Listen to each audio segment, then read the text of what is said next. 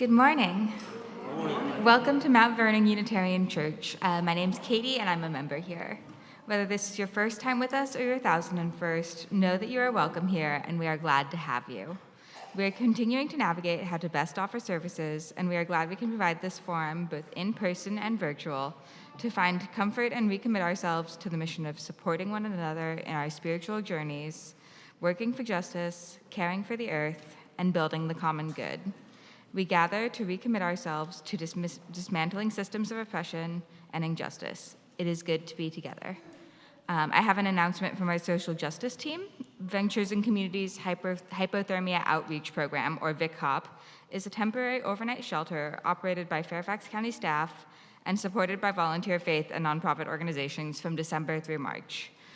For years, MVUC has enthusiastically supported this program as it addresses many of our core principles of caring, respect, sharing, building community support.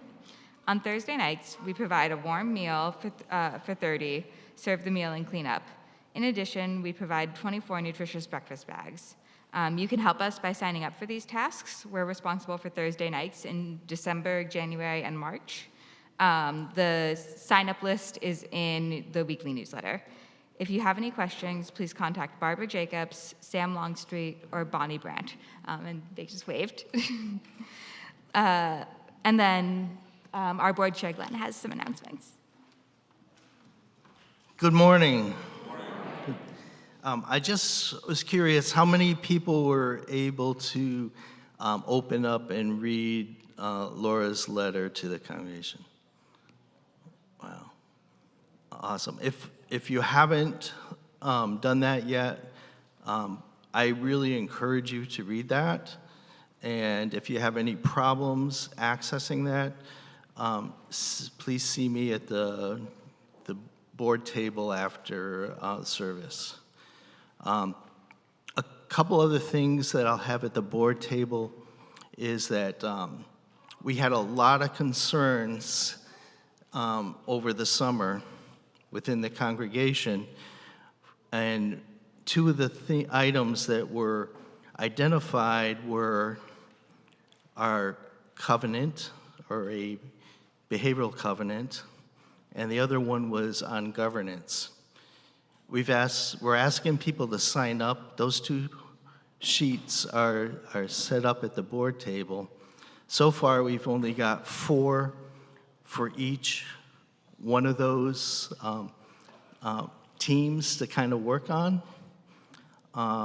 And some of the same people on one team is offered to sign up on the other team.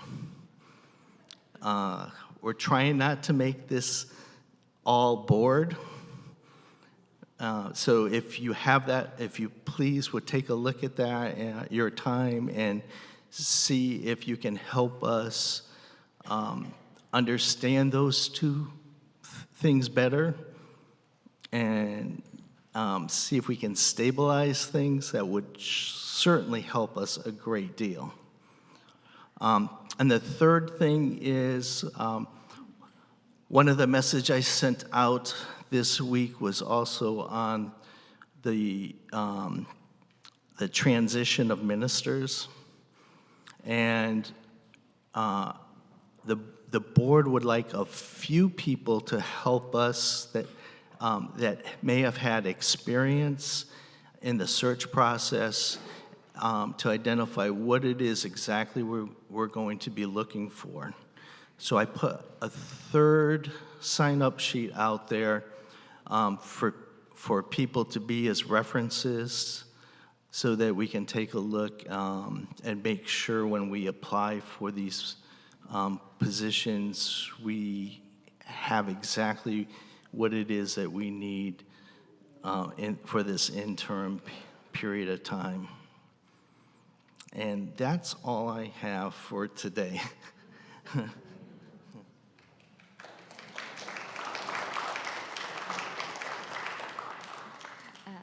Please continue to look to your emails, phone, and the website for continued updates about church activities. And know that if you are ever in need, the church staff is an email or phone call away. Now I invite you to take a deep breath with me as we enter into a time of worship.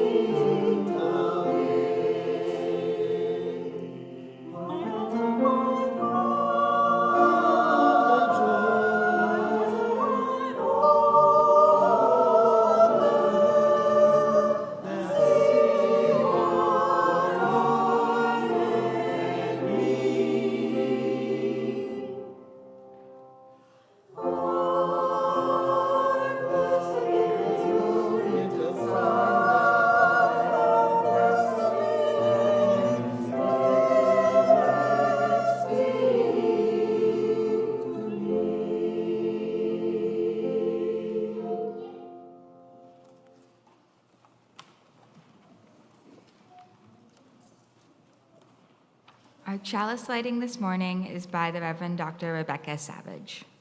We light our flaming chalice as a beloved people united in love and thirsting for restorative justice. May it melt away the tethers that uphold whiteness in our midst. May it spark in us a spirit of humility. May it ignite in us a radical love that transforms our energy into purposeful action. This is a chalice of audacious hope. This chalice shines a light on our shared past, signaling our intention to listen deeply, reflect wisely, and move boldly towards our highest ideals.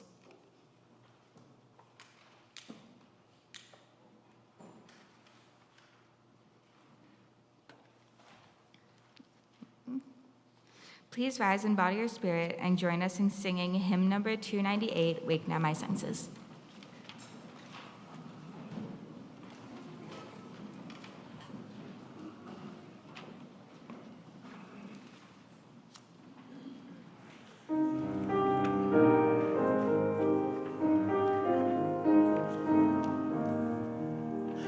Wake now my senses and hear the earth call.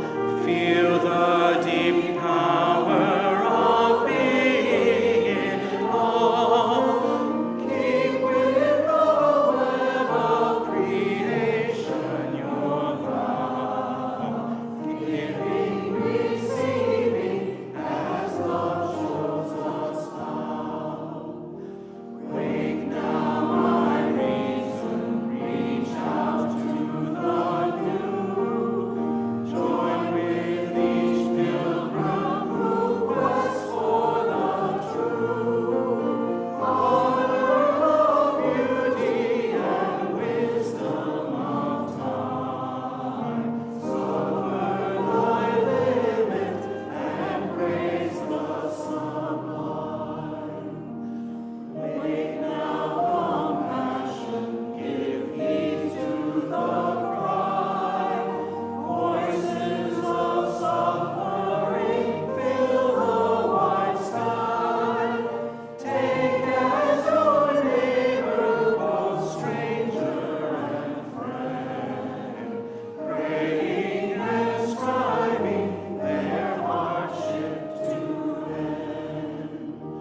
Wake now my conscience with justice thy guide. Join with all people whose rights are denied. Take not for granted a privileged place. God's love embraces the whole human race. Wake now my vision of ministry clear. Brighten my pathway with radiance here. Mingle my calling with all who will share. Work toward a planet transformed by our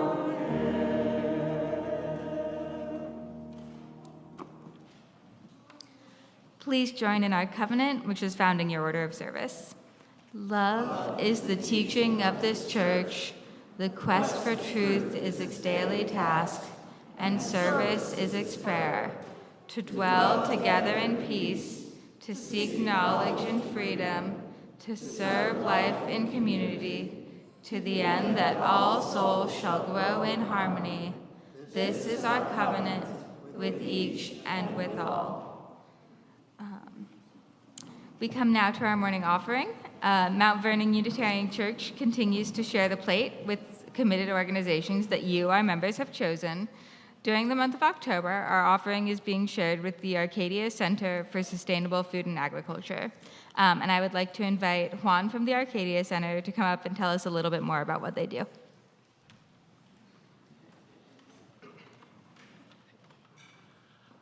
Good morning, everyone. My name is Juan Pablo Echeverria. I represent Arcadia Center for Sustainable Food and Agriculture.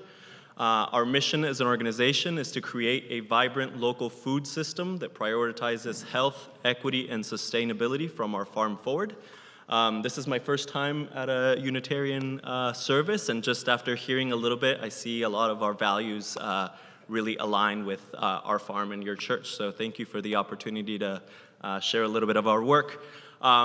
We are located on the Woodlawn Pope Leahy House, just down Route 1 at the intersection of Jeff Todd and Richmond Highway. We are focused on three main ideas, which are sustainable regenerative agriculture, food and nutrition education, and food access.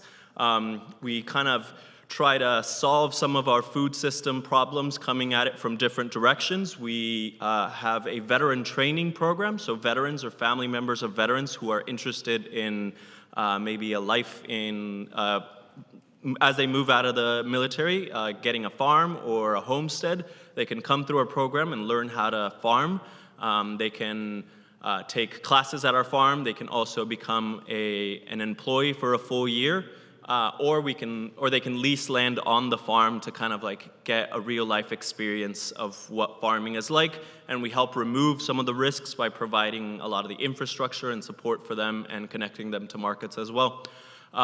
We have food access programs, which are mostly focused in wards 7 and 8 in DC, but we have a market in the Hybla Valley Community Center behind the Costco on Saturdays and Tuesdays. Noon on Saturdays and afternoon on Tuesdays. And we source produce and fruits from our farm, but then we also source from other local farms. And the idea is to facilitate some of these underserved communities the ability to access healthy, local, nutritious food. A lot of these communities have access to food, but it's not the best food. You know, they have a lot of 7-Elevens or dollar stores nearby, but we want to make it easy for them to feed their families healthy food, and so we bring our markets out to these communities. And then finally, in the program that I mostly represent is our education. We work in schools, community centers, churches, trying to expand urban agriculture in our area. We currently work with about 14 public schools in the area, specifically the Mount Vernon or West Potomac Pyramid. We also work with a few community centers in the area and the Rising Hope Methodist Church as well. And our whole idea is to create a beautiful space on the farm where we can educate everyone, specifically the youth, but obviously anyone who's interested in farming or gardening. And I'll make that an invitation for anyone. If anyone ever wants to come out, or you guys want to get a group out to come and visit the farm and give you a tour of the space, that's probably one of my favorite things to do as my job, is to force feed vegetables to people that come out to the farm. I'm very good at it. We also, this year, established a community, we're calling it a community farm because we set up 100 raised beds. But during the pandemic, all of our programming shut down, and we shifted to supplying food pantries with local fresh produce. And as we're standing in line talking to people, we realized a lot of the people which had, Central American or African backgrounds were really connected to farming. They all come from farming backgrounds. They all knew how to grow food, but now they live in small apartment buildings, have no access to do this, and are also struggling in terms of like the food that they're consuming. And so we started a community farm specifically for those folks so that they can have a space where they can grow their own food. And we're also kind of setting up a lot of workshops and things to help them learn how to garden in Virginia, which will be slightly different than maybe where they're originally from. Arcadia does a lot. It's really hard to do an elevator pitch for our organization in 3 minutes. But I just want to thank you for the opportunity of selecting us as a recipient of your generosity. I also want to invite you, if you're ever interested in learning more about our volunteer opportunities, about how we can support any schools or community centers in the area, please feel free to reach out to us. We just want to do more and collaborate with other communities. We've been also recipients of some of your plants at the end of the season when everyone's bought their stuff and there's nowhere else to go. So we appreciate and thank you for that. And I'll stick around at the end, and so if anybody has further questions or just wants to chat about plants, I'm happy to do that. Thank you. Thank you. We are a community that invites spiritual and material generosity from our members and friends. I invite this community to offer what you are most comfortable with in spirit and financial generosity for the mission of this church's community. If you would like to write and mail a check for the offering, please make it to MVUC and in the memo line indicate how you would like it to be used. You can also follow the link in your order of service to make a one-time or recurring donation. We are so grateful for your donation. This morning offering will now be received.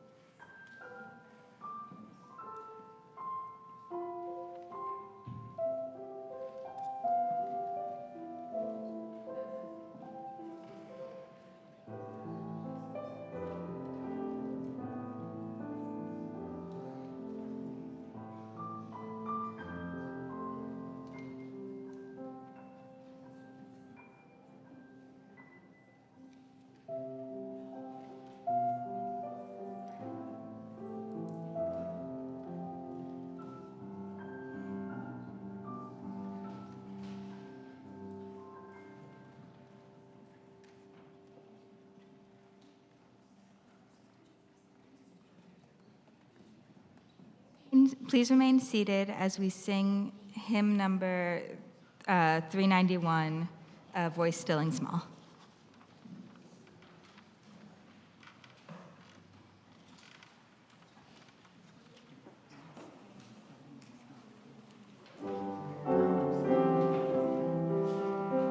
Do this 2 times through.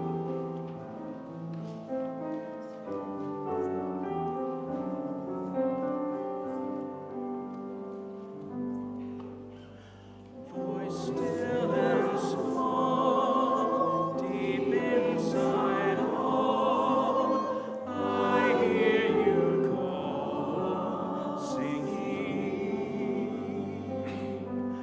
In storm and rain, sorrow and pain, still you remain, singing. Calming my fears, quenching my tears, through all the years, singing.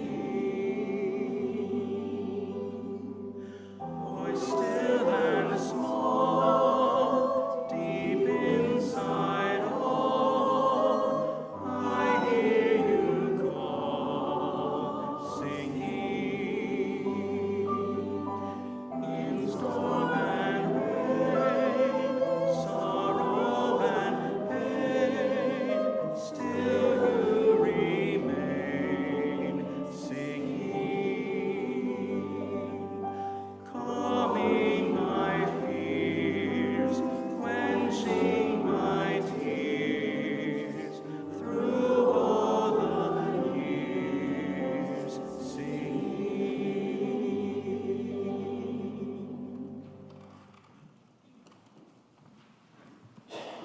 Good morning.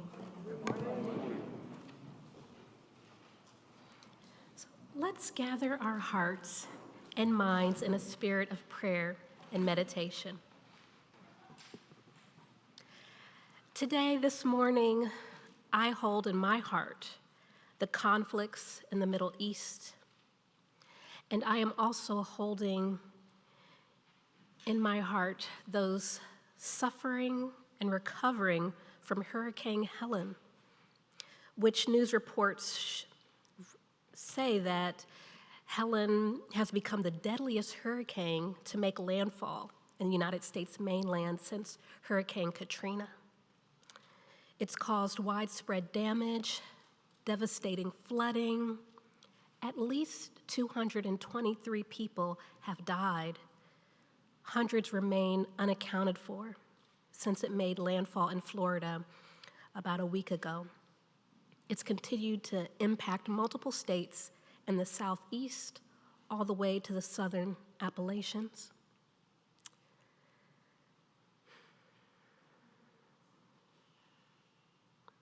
Can we take a moment of silence?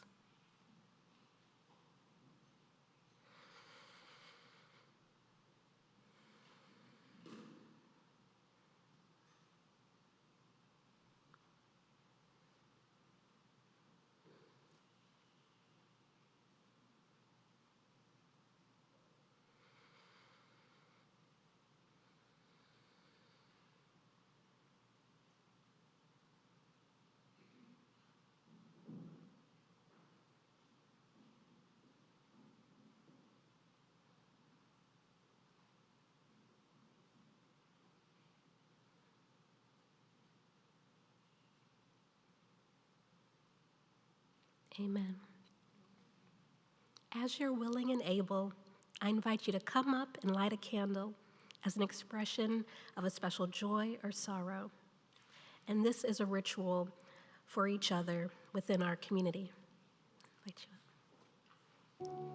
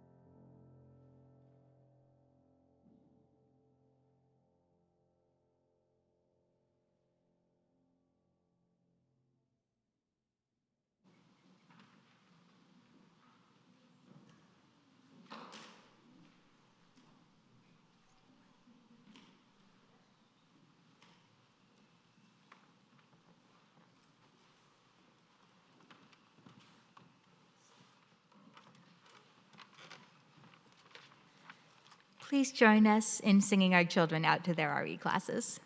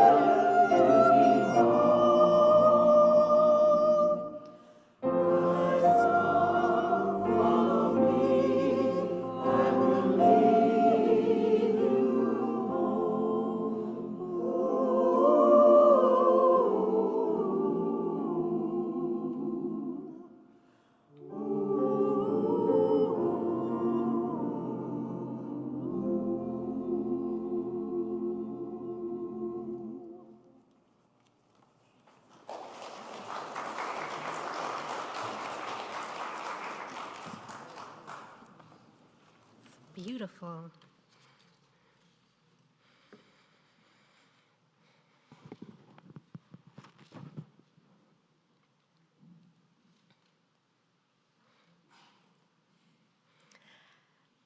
The duty of love is to listen. A 2021 article in Psychology Today dove deep into the latest research on listening. The article was titled, "We're Worse at Listening Than We Realize." It found 4 interesting points that I'd like to share with you. The first, 96% of people think they're good listeners. Yet, people only retain about half of what others say. Second, people are often distracted, thinking about what they're going to say or making assumptions when listening, which can lead to misunderstandings.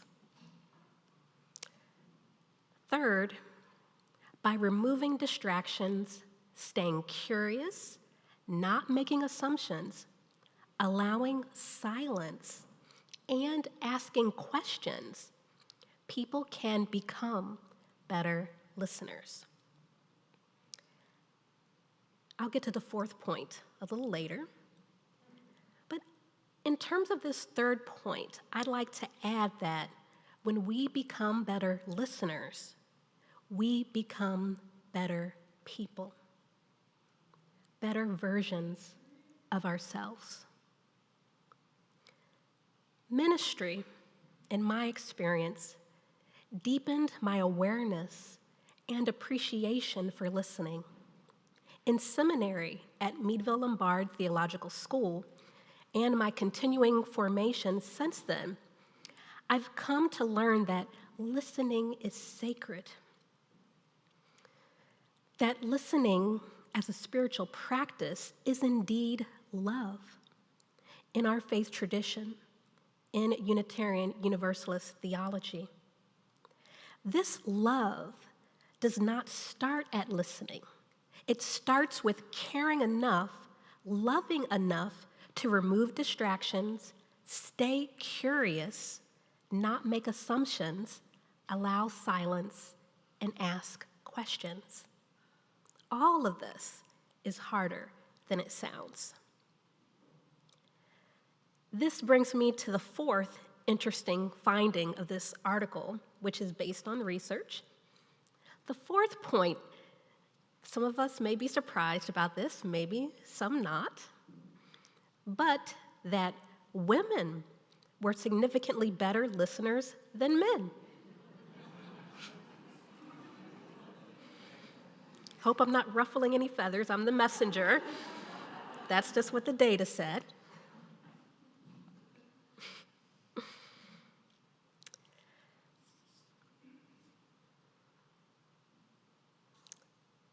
So I'd like to name, though, that this study, it doesn't seem to consider the wide gender spectrum that we're aware of. But be it as it may, I think there's still some good food for thought that can come from this information. So why is it that data suggests women are better listeners? One idea is that women are considered other-oriented. Their listening focus is often on how they can help the other person. And men, on the other hand, tend to be self-oriented in how they apply their listening skills. So in other words, for men, when they're listening to your words, their focus is on how those words impact them. And so this may mean that men are more likely to miss out on valuable nonverbal cues that accompany a message. This makes me wonder how much of our ability, capacity, and willingness to deeply listen is nurture versus nature, or socialized versus inherent. To listen deeply takes practice and hard work. And the title of this sermon is called "The Duty of Love is to Listen." And I chose this title not because listening is a big problem, because it is, but not listening is a big problem, and especially with our core values as Unitarian Universalists. Our core value is to love, to hold love at the center. And as I preached the other week, a couple weeks ago, I quoted from the past president of the Unitarian Universalist Association, Reverend Susan Frederick Gray, when she said that no one is outside the circle of love. So, if there's a circle of love, and to listen is to love, then that means no one is outside the circle of being listened to. Just as we don't need to agree with someone or even like someone to hold them within the circle of love, we don't need to agree with someone or even like them to listen. I wonder if ever in history was there a time where two enemies listened to each other with sincerity that ended a war, or stopped bloodshed, found peace or some understanding in which they could both coexist as individuals, as a community, as countries. I'm sure it's happened many times. Perhaps not enough, but still many times, I imagine. How are relationships repaired or nurtured among friends, colleagues, family without deep listening? When someone doesn't listen, it can come off as rude. Who's felt that? Someone's not listening to you? It's rude, right? It doesn't feel good.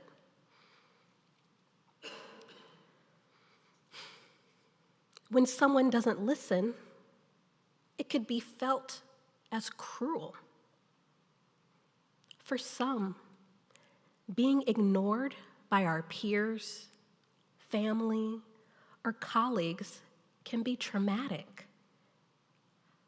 For some of us here now, it can feel disrespectful or painful to be left out of conversations and decisions that impacted you, us. To be left out of important conversations or not invited is another way of feeling like we're not being listened to.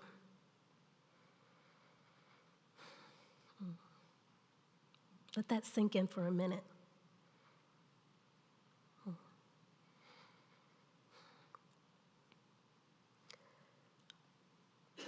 One of my favorite community ministers of all time is an American Presbyterian minister from Pennsylvania. Some of you may know him as Fred Rogers or Mr. Rogers. He hosted a television show for children called Mr. Rogers' Neighborhood. He also testified in 1969 before a U.S. Senate subcommittee. He testified to secure funding for public television. And his testimony was considered one of the most powerful pieces of testimony ever offered before Congress.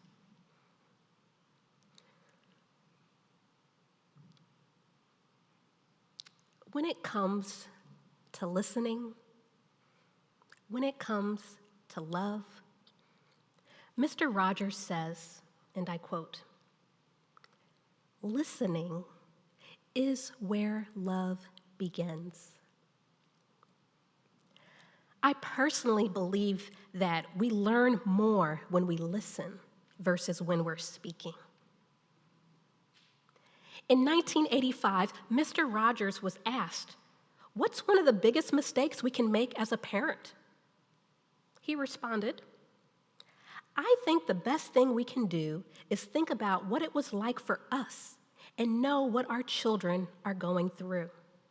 Listening gives us a new chance to grow." That's what he said.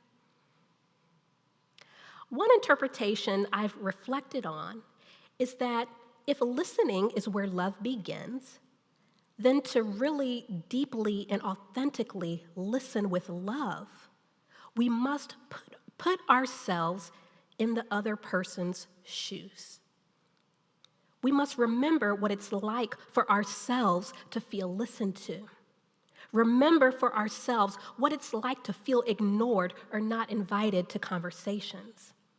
We must remember how good listening feels in practice so that we can better give this feeling, this respect, this love to others when it's our turn to listen.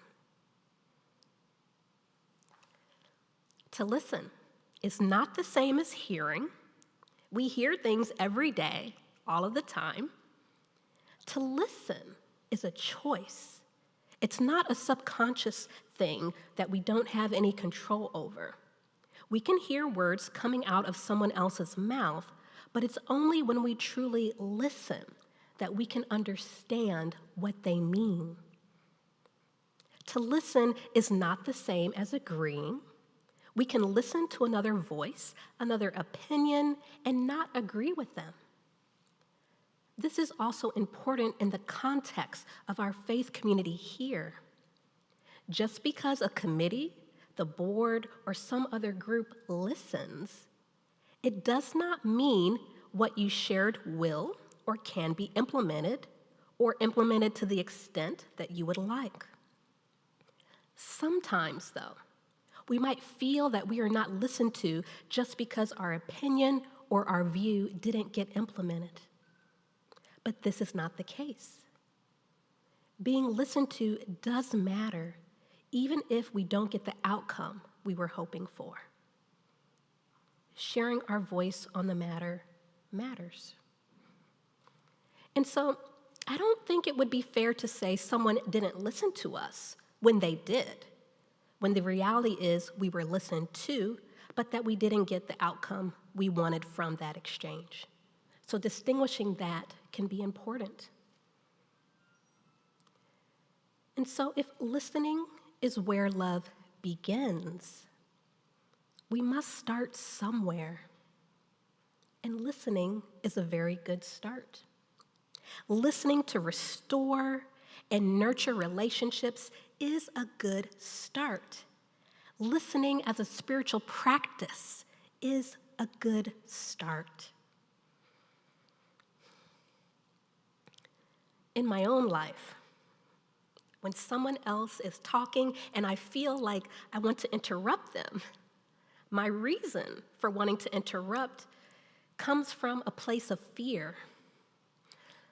I'm afraid that I'll forget whatever smart and very intelligent point is that I have in my mind. I need to interrupt because I don't want to forget. When someone interrupts me, I might say, "Let me finish my thought." I might say this from the same fear that I'll forget what I'm trying to say if they interrupt me.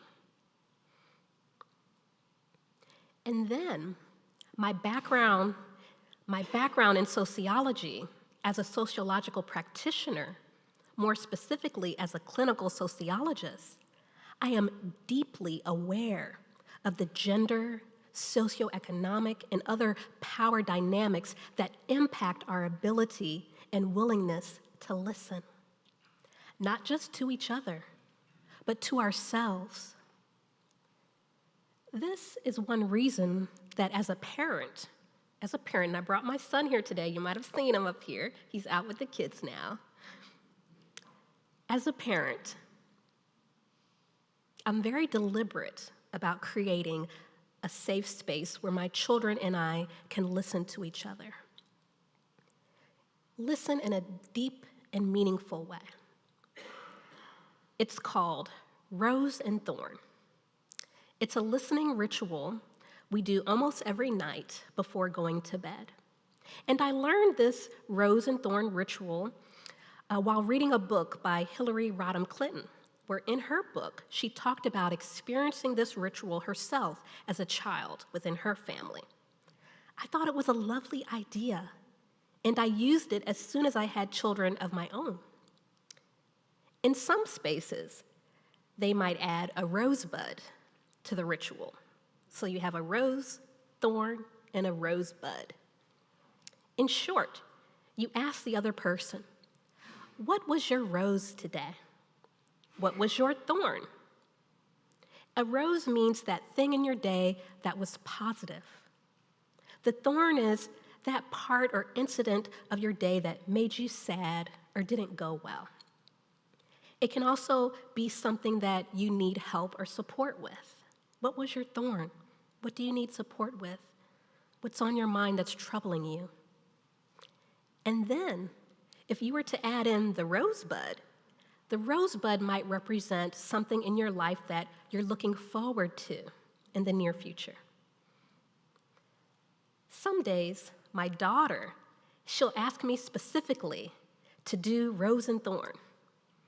I might pick her up after school and she'll say, as soon as she gets in the car, "Mama, let's not forget to do rose and thorn tonight because I have something to tell you."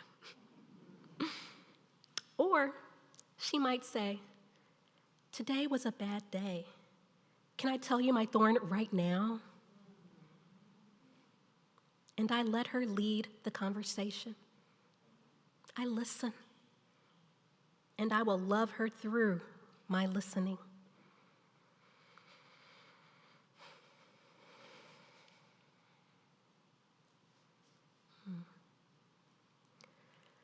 The duty of love is to listen. Listening is where love begins. Listening matters to us and to our community right here because listening improves relationships. Listening improves our community. Listening is divine. The universe listens. We listen to the universe. Listening connects us with the divine and with each other. Listening is embodied not only with our ears, but we listen with our hearts, our spirits. Those phrases, listen to your heart, listen to your body, those phrases.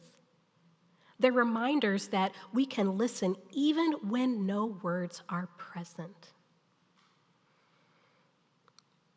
Body language, feelings, our gut. Listening holistically, full body listening. I have a cat named Zena. She's 17 years old. Had her before both my babies. She's my first baby. Zena doesn't speak English. She meows. She does and says what cats do. I listen to my cat, and she communicates with me. When I listen and respond to her, it builds trust. I understand the tone of her meow, the wave of her tail. I hear her pitch, her vocalizations. When she's upset or frightened by the thunderstorm outside, she'll get puffy and her hair will stick up to make herself look bigger.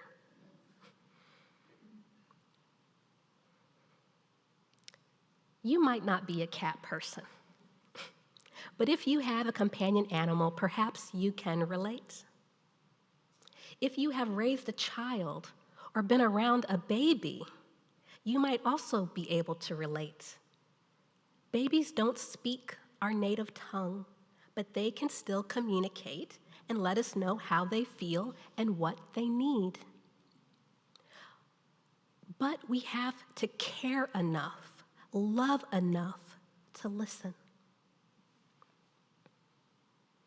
How does this look like in real life? Well, in reflecting on this, 4 things come to mind. 4. First,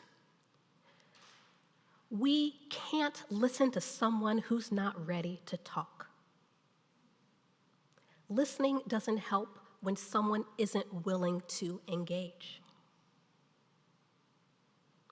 We can control ourselves, not someone else, but we can't move forward without both people being willing to engage. Second, it's important to come ready to listen. Just like I don't want to forget what I want to say, so I interrupt someone. Instead, now I come ready to listen by bringing a pen and paper. This way, I write down my thoughts so I can put a pin in it and come back to what I want to say later. This allows me to focus and listen and not interrupt. This helps me to love. The Native Americans in other indigenous communities, they use something called a talking stick or a speaker staff. and only the person with the stick is able to speak while others listened.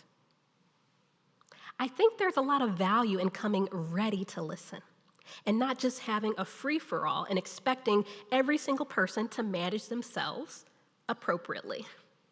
Most do, but some don't.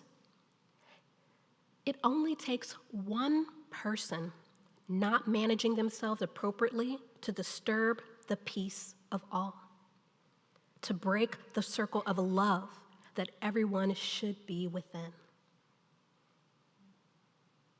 Third, how might we listen? Oh, third. That was the fourth. Third. When listening, what does the other person speaking want from me? Okay? Third, what does the other person speaking want from me? What kind of response are they seeking? To figure this out, I might ask them, are you wanting to vent? Do you need pastoral comfort? Or are you looking for some solution, brainstorming, or advice? What do they want?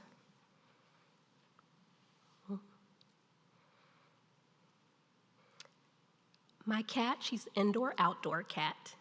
She's elderly, so she doesn't go out too far. She likes to go outside on our patio. She'll meow at me to open the sliding door for her, and sometimes she just sticks her nose out and doesn't want to go out. Right? So what do you want from me, Zena? I just want to feel the wind on my whiskers for 2 seconds. That's all. I don't want to go out. And sometimes she does want to go out. Sometimes she just wants to be petted. What does she want from me? Fourth, the last thing.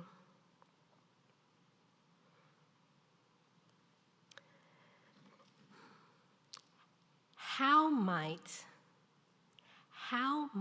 we listen for liberation? How might we listen for liberation? Listen as a way to advocate, show allyship, or otherwise make the world a better place.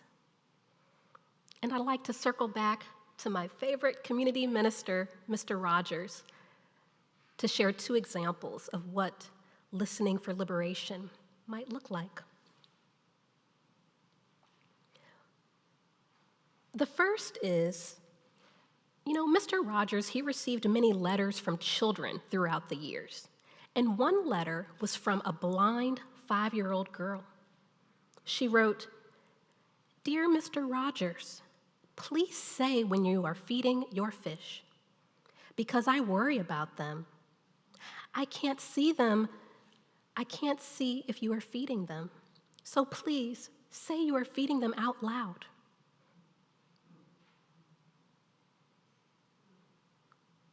This is why in every single episode, Mr. Rogers would narrate himself feeding them fish. He did it for that one little girl. Mr. Rogers listened with love, and he acted accordingly. Another example.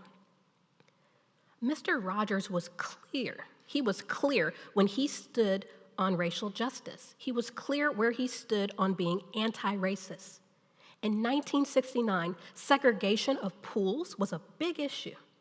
Black Americans continued to be violently prevented from swimming alongside white people in public swimming pools.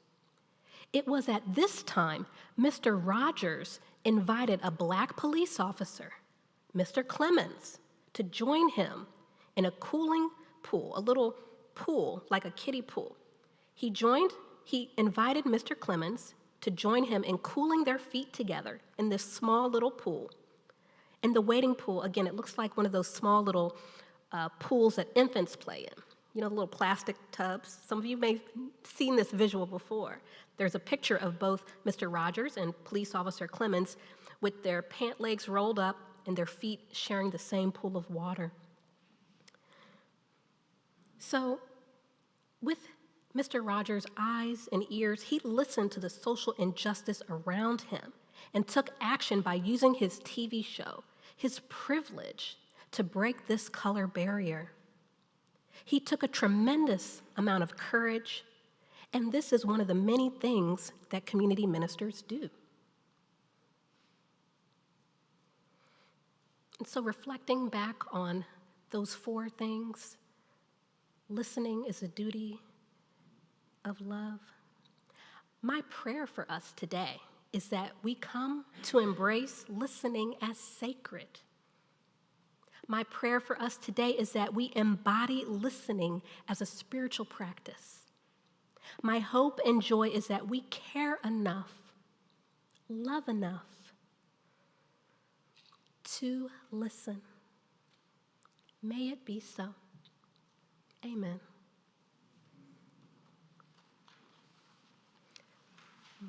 Join me in singing hymn 30, Over My Head.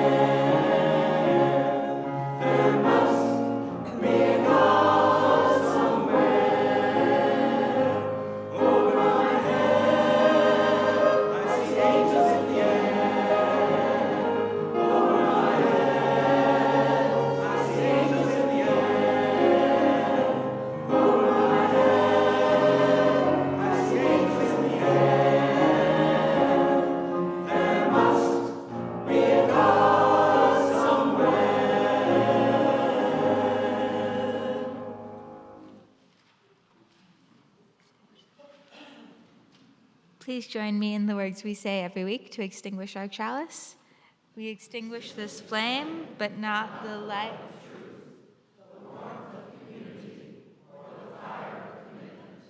These we carry in our hearts until we are together again.